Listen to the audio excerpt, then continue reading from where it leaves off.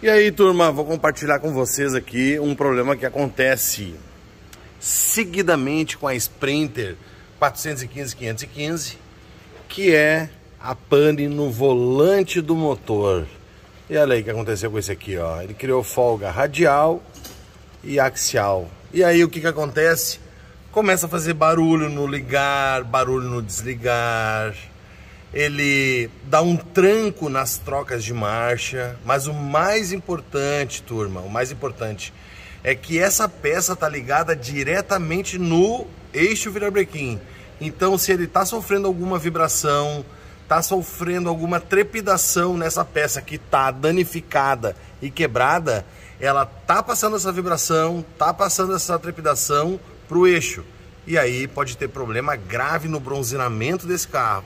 Então, muito cuidado ao ver o barulho no ligar e desligar. Se liga nessa dica aí.